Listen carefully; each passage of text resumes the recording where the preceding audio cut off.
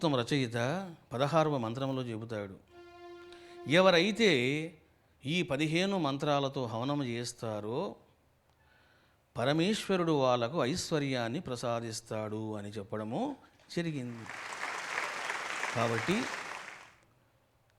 శ్రీ సూక్తము వేద భాగం కాకపోయినా, వేద సూక్తము కాకపోయినా ఎందుకు నేను టేకప్ చేశాను, ఎందుకు నేను తాత్పర్యం చెప్పాను, ఎందుకు నేను పఠించాను, ఎందుకు నేను స్వరకల్పన చేశాను అని అంటే అది వేదానికి చాలా దగ్గరగా ఉన్నది, వేద సిద్ధాంతానికి అనుకూలంగా ఉన్నది.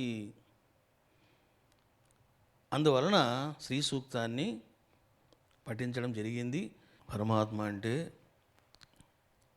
దివ్య ప్రేరేపకుడు అని మొత్తం శ్రీ సూక్తం అంతా అయిపోయింది. లాస్ట్లో ఫినిషింగ్ ఇవ్వు అన్నటువంటి ఒక ప్రేరణ వచ్చింది.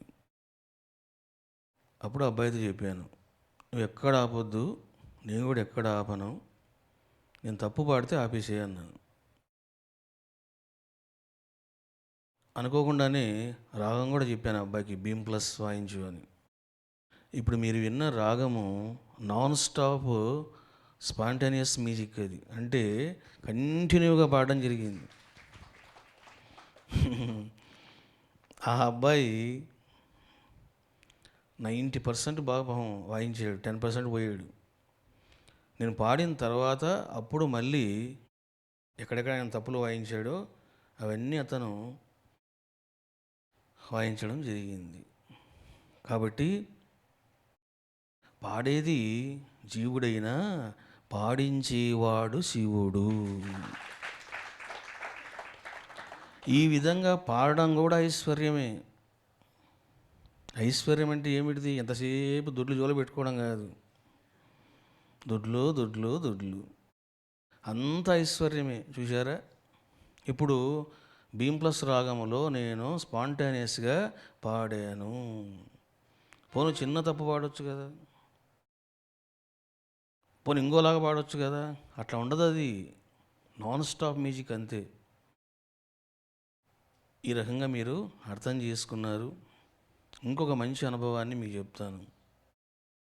ఒక భక్తురాలు నాతో అన్నది, స్వామి, తరతరాలుగా ఇంకా లక్ష్మీదేవి అంటే, ధనాన్ని ప్రసాదించే దైవం అంటే లోకములోన విష్ణుపత్ని అనుకుంటారు, మరి మీరేమో కొత్తగా చెప్తున్నారు, నాకు కూడా కొత్తగా ఉంది. దీన్ని ఎట్లా స్వామి నమ్మేది అన్నది. అంటే నేను అన్నాను, నువ్వు నమ్ముతావా నమ్మవా అన్నది ఇంపార్టెంట్ కాదమ్మా, వేద హృదయం ఏమిటిది, మహర్షి యొక్క ఆంతర్యం ఏమిటిది, వేదము యొక్క హృదయం ఏమిటో, మహర్షి యొక్క ఆంతర్యం ఏమిటో ఇవన్నీ ఏం తెలుసుకోకుండా లోకంలో ఎన్నెన్నో ప్రచారాలు జరిగి ఉంటాయి. అవన్నీ మనకు ప్రామాణికం కాదు. ఈ రెండింటి విషయం తెలిసినప్పుడే అది సత్యం అవుతుంది అని నేను అన్నాను.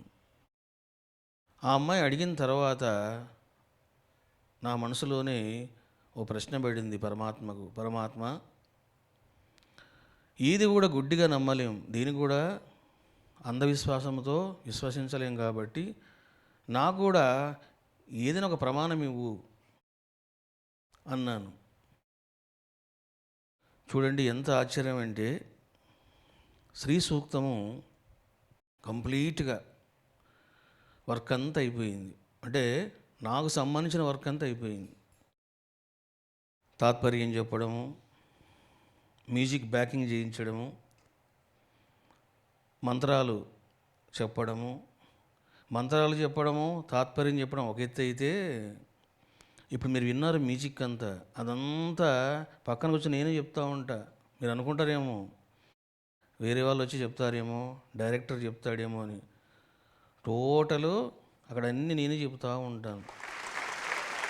ఏ ఇన్స్ట్రుమెంట్ తీసుకోవాలా, అక్కడ బ్యాకింగ్ ఎలా ఉండాలా, ఏం మిక్స్ చేయాలి, ఏ విధంగా ఫిల్లింగ్స్ ఉండాలి, ఏ విధంగా రిథమ్స్ ఉండాలి అని ఇవన్నీ చెప్తూ ఉంటాను. ఈ వర్క్ కూడా అయిపోయింది. అంటే totally my work is completed. ఇంకా మిగిలింది ఏమిటంటే వాళ్ళు ఫైనల్గా నాకు అవుట్పుట్ ఇవ్వడమే. లక్ష్మీదేవి నన్ను ఆవహించుము అంటే అర్థం ఏమిటిది? ఐశ్వర్యము ఆవహించడం. అమ్మా నువ్వు నా ఇంటికి రా అంటే అర్థం ఏమిటిది? ఎవరు వచ్చేది అక్కడ? దేవతనా ఐశ్వర్యమా? ఐశ్వర్యం వస్తుంది. ఐశ్వర్యం అంటే ఏమిటిది? భగవంతుని యొక్క బాహ్య స్వరూపం అది. ఐశ్వర్యము అని అంటే రత్నాలు, డబ్బులు, రకరకాల ద్రవ్యాలు, ఇవన్నీ ఎక్కడి నుండి వచ్చినాయి? ఎవడు సృష్టించాడు? ఆ పరమాత్మనే సృష్టించాడు. ఆ పరమాత్మలోనే నిక్షిప్తమై ఉన్నది లక్ష్మి. కాబట్టి ఐశ్వర్య ప్రాప్తి, లక్ష్మీ ప్రాప్తి అంటే ఏమిటిది అని అంటే, ఇదిగో ఈ విశ్వంలో ఉన్నటువంటి రకరకాల సంపదలు, ఇదంతా కూడా ఐశ్వర్యమే. మనమేదో ప్లాన్ చేసుకొని మనమేదో ఆలోచించి చేయడం కాదు. బాబా యొక్క లీలలు ఏ విధంగా ఉంటాయంటే, ఆయన నోటితో మాట్లాడాడు, అన్నీ కూడా మహిమ రూపంగా బోధిస్తాడు.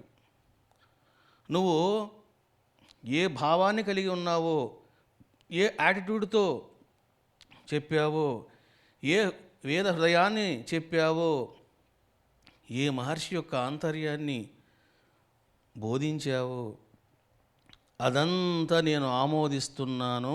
అది 100కి 100 సత్యము. ఎవరైతే ఈ శ్రీ సూక్తం మంత్రాలతో చక్కగా ఆ పరమశివుడిని ఆరాధిస్తారో వాళ్ళు ఐశ్వర్యాన్ని పొందుతారు.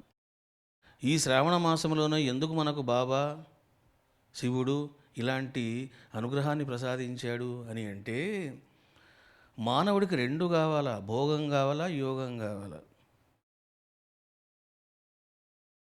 మనం ఓన్లీ యోగం కాదు, ఓన్లీ భోగం కాదు, 2 in 1.